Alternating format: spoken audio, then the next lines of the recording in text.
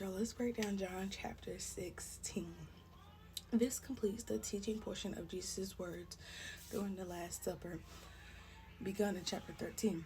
Christ echoes many of the themes in his earthly ministry. His focus is especially on encouragement, reminding the disciples that the hard times they will experience will end in victory. While they do not clearly understand, the Holy Spirit will lead them in the right direction.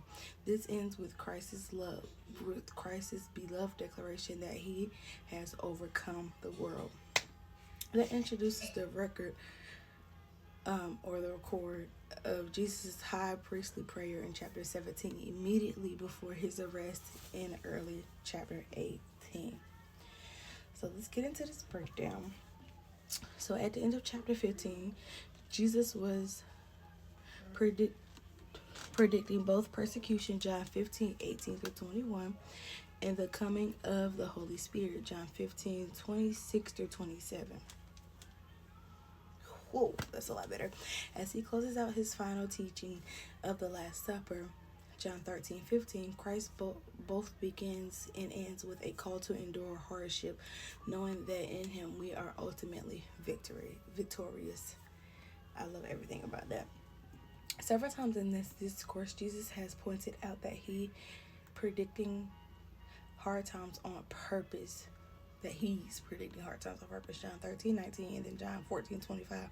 He intends to remind his followers that difficult times are no surprise, least of all to God. Knowing that a hardship was expected and planned for greatly lessens the fear we feel when the moment arrives. In the case of persecution against Christians, this can be severe.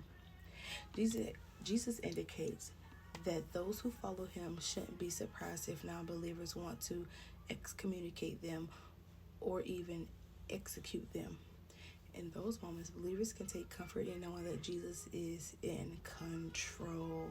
My God. John 16:1-4. Christ then returns to the coming of the Holy Spirit. The idea that Jesus is leaving naturally makes his followers sad and fearful. However, the selfishness that is focused on their reaction. That selfishness is the focus of the reaction.